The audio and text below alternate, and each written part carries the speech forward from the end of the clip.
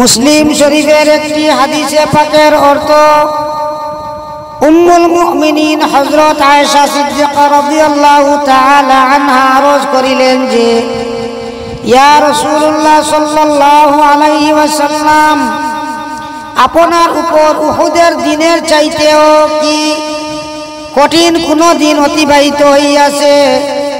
তিনি ইরশাদ করিলেন, আমাকে তোমার কওমের পক্ষ হইতে অনেক বেশি কষ্ট সহ্য করিতে হইয়াছে।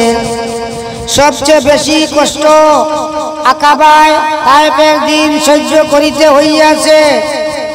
আমি তায়েফবাসীদের সর্দার ইবনে আব্দে ইয়ালিল ইবনে আব্দে কুলালের সম্মুখে নিজেকে পেশ করিলাম যে আমার প্রতি ঈমান আনয়ন করো এবং আমার সাহায্য করো।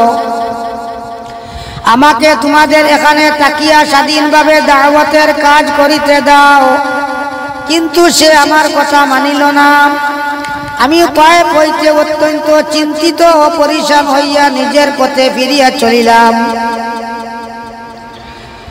কারণে লাহালিব নামক জায়গায় পৌঁছার পর আমার চিন্তা ও পরিশানি কিছুটা কম হইল। তখন মাথা উঠাইয়া দেখিলাম যে একটি মেঘখণ্ড আমার উপর ছায়া করিয়া আছে। আমি গভীরভাবে লক্ষ্য করিলাম এবং দেখিলাম যে উহাতে হযরত জিবরাইল আলাইহিস সালাম আছেন। তিনি আমাকে ডাকিলেন এবং আরজ করিলেন যে আল্লাহ তাআলা আপনার সহিত আপনার কওমের কথাবার্তা শুনিয়াছেন, তাহাদের জবাবও শুনিয়াছেন, আর পাহাড়ের দায়িত্বে নিযুক্ত ফেরেশতাকে আপনার নিকট পাঠাইয়াছেন।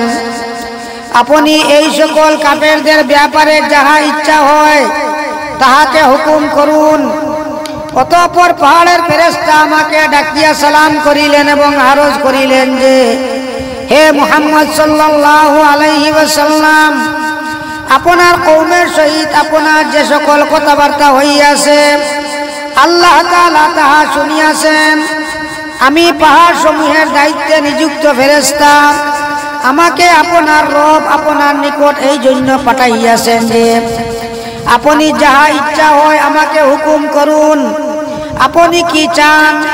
যদি আপনি চান তবে আমি মক্কার দুই পাহাড় আবু কুবাইস ও আহমারকে মিলাইয়া দিব, যাহাতে ইহারা মাঝখানে পিছিয়া যাইবে। রাসূলুল্লাহ সাল্লাল্লাহু আলাইহি ওয়াসাল্লাম ইরশাদ করিলেন, না, বরং আমি আশা করি আল্লাহ তাআলা তাহাদের পরবর্তী বংশধর হইতে এমন লোক সৃষ্টি করিবেন যাহারা এক আল্লাহ তাআলার ইবাদত করিবে এবং তাহার সহিত কোনো কিছুকে শরীক করিবে না। সুবহানাল্লাহ। আল্লাহ পাক পরওয়ারদিগার আলমে আমরারে হুনার চেয়ে আমলের তৌফিক বেশি দেখো। আমি